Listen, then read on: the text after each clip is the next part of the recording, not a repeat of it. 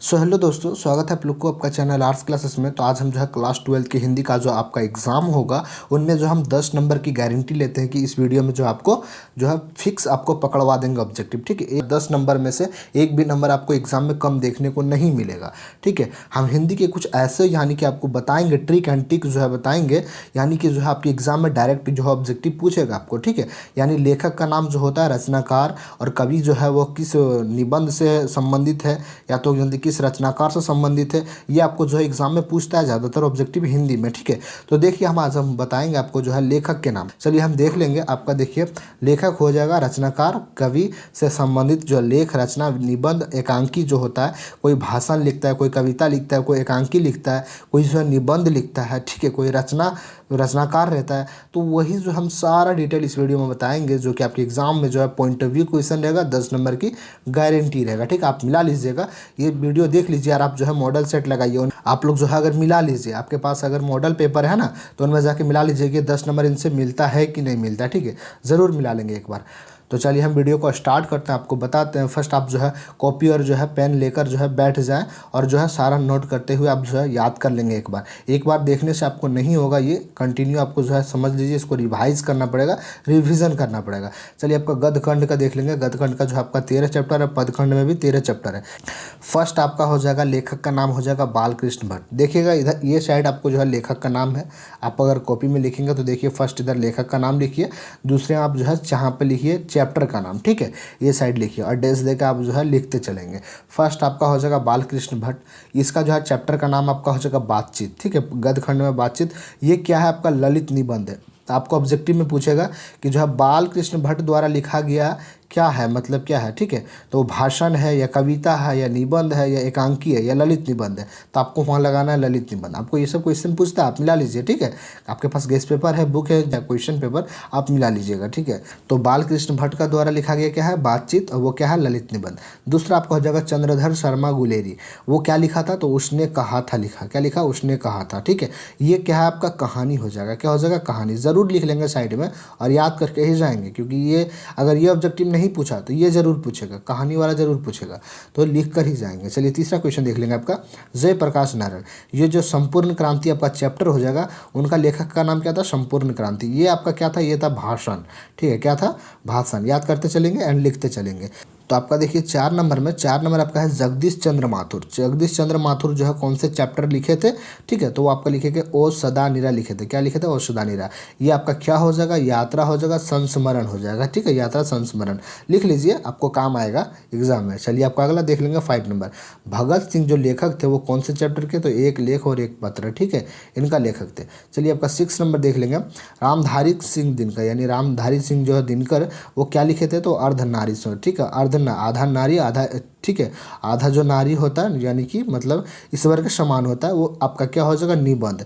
अर्धनारीश्वर के लेखक कौन है, रामधारी सिंह दिनकर। ठीक है, देख लेंगे और लिख लीजिए कॉपी में आप लोग। चलिए आपका 7वां देखेंगे, सच्चिदानंद, क्या हो जाएगा, वात्स्यानंद अज्ञे। पूरा नाम इनका है सच्चिदानंद वात्स्यानंद अज्ञे। ठीक है, अज्ञे जो किनके लेखक थे, वो रोज कहानी है। ठीक है, तो कहानी है, याद रखिएगा, रोज क्या है, कहानी है। चलिए आपका देख लेंगे अगला 8 नंबर। 8 नंबर का जो है चैप्टर का यानी कि लेखक का नाम है नामवर सिंह। नामवर सिंह क्या लिखे थे, तो प्रगति और समाज लिखे थे।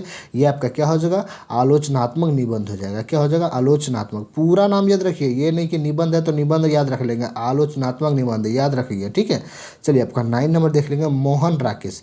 ये किसके जो है लेखक थे, तो सिपाही की माँ के लेखक थे। ठीक है, ये क्या आपका हो जाएगा, एकांकी हो जाएगा। लिख लीजिए, साइड में आपको दिख रहा है एकांकी। ठीक है, चलिए आपका अगला जो है देख लेंगे 10 नंबर का। 10 नंबर है मलियज। मलियज जो है क्या लिखे थे, वो तो हंसते हुए मेरा अकेलापन लिखे थे। ये आपका क्या हो जाएगा, डायरी। आपको एग्जाम में पूछेगा कि जो है हंसते हुए अकेलापन क्या है, डायरी है, निबंध है, या एकांकी है, या आत्मकथा है, तो आपको डायरी लगाना है। एक ऑब्जेक्टिव इजीली पकड़ा जाएगा।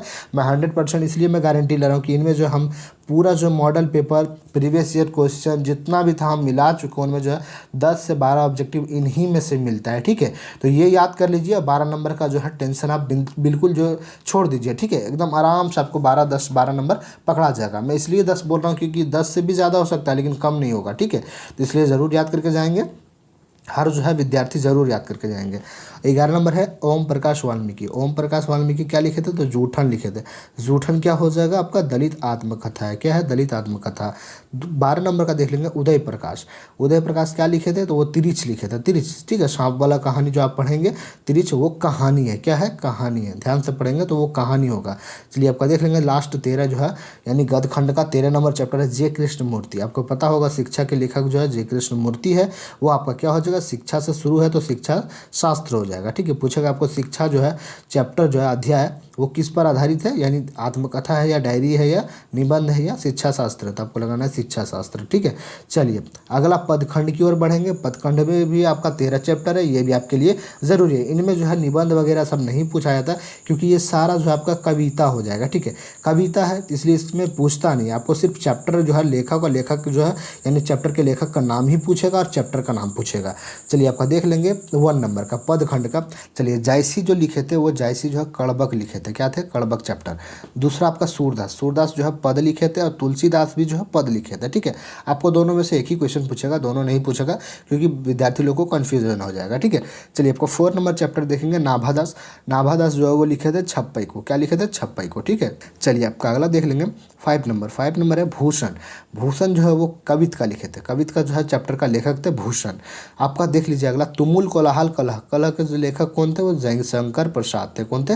जयशंकर प्रसाद। जरूर कॉपी में लिख लिख कर याद ही करके जाएंगे आप एग्जाम हॉल में। ठीक है, तब आपका जो है 10 नंबर फिक्स रहेगा। अगर आप याद ही नहीं करेंगे और बोलेंगे 10 नंबर नहीं पकड़ा है तो ये कोई मायने नहीं है, आप याद ही करके जाइएगा एग्जाम हॉल में। ठीक है, चलिए आपका अगला देख लेंगे 7 नंबर का। 7 नंबर जो है आपका देख लेंगे सुभद्रा कुमारी चौहान। वो पुत्र वियोग के लेखक थे। कौन?